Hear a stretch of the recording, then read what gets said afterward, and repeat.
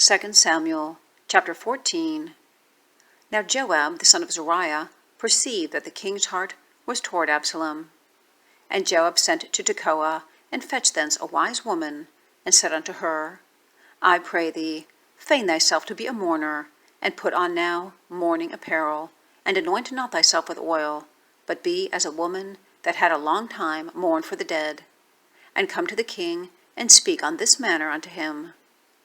So Joab put the words in her mouth. And when the woman of Tekoah spake to the king, she fell on her face to the ground, and did obeisance, and said, Help, O king. And the king said unto her, What aileth thee? And she answered, I am indeed a widow woman, and my husband is dead. And thy handmaid had 2 sons, and they 2 strove together in the field, and there was none to part them. But the one smote the other, and slew him. And behold, the whole family is risen against thine handmaid. And they said, Deliver him that smote his brother, that we may kill him for the life of his brother whom he slew, and we will destroy the heir also. And so they shall quench my coal which is left, and shall not leave to my husband neither name nor remainder upon the earth. And the king said unto the woman, Go to thine house, and I will give charge concerning thee. And the woman of Tekoah said unto the king, My lord, O king, the iniquity be on me and on my father's house, and the king and his throne be guiltless. And the king said, Whosoever saith aught unto thee, bring him to me, and he shall not touch thee any more.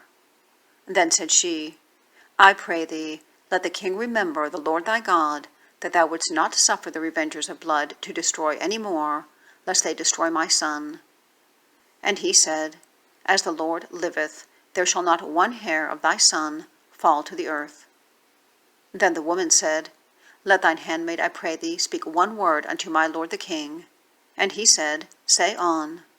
And the woman said, Wherefore then hast thou thought such a thing against the people of God?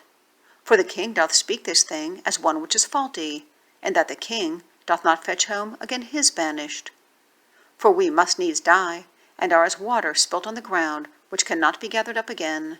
Neither doth God respect any person, yet doth he devise means that his banished be not expelled from him. Now therefore, that I am come to speak of this thing unto my lord the king, it is because the people have made me afraid. And thy handmaid said, I will now speak unto the king. It may be that the king will perform the request of his handmaid.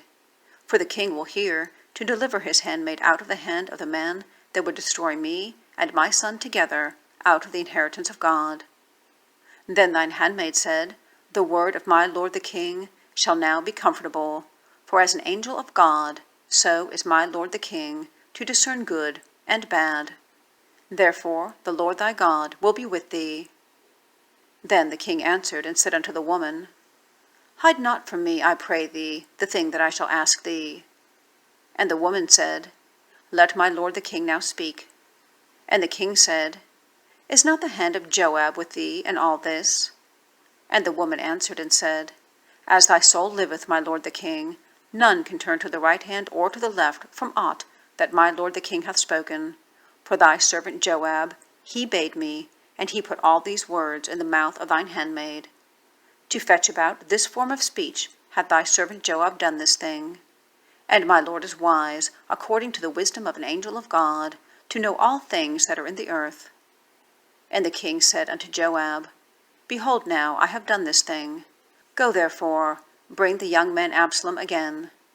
And Joab fell to the ground on his face, and bowed himself, and thanked the king. And Joab said, Today thy servant knoweth that I have found grace in thy sight, my lord, O king, and that the king hath fulfilled the request of his servant. So Joab arose and went to Geshur, and brought Absalom to Jerusalem. And the king said, Let him turn to his own house, and let him not see my face. So Absalom returned to his own house, and saw not the king's face. But in all Israel there was none to be so much praised as Absalom for his beauty. From the sole of his foot even to the crown of his head there was no blemish in him.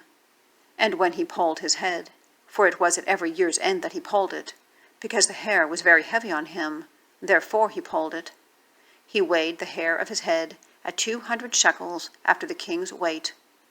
And unto Absalom there were born 3 sons and 1 daughter, whose name was Tamar. She was a woman of a fair countenance.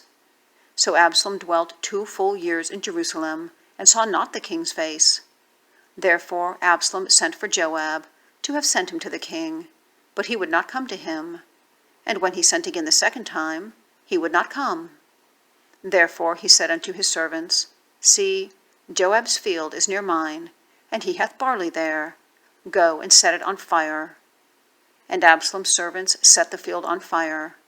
Then Joab arose, and came to Absalom unto his house, and said unto him, Wherefore have thy servants set my field on fire? And Absalom answered Joab, Behold, I sent unto thee, saying, Come hither, that I may send thee to the king, to say, Wherefore am I come from Geshur? It had been good for me to have been there still. Now therefore let me see the king's face, and if there be any iniquity in me, let him kill me. So Joab came to the king and told him. And when he had called for Absalom, he came to the king, and bowed himself on his face to the ground before the king. And the king kissed Absalom.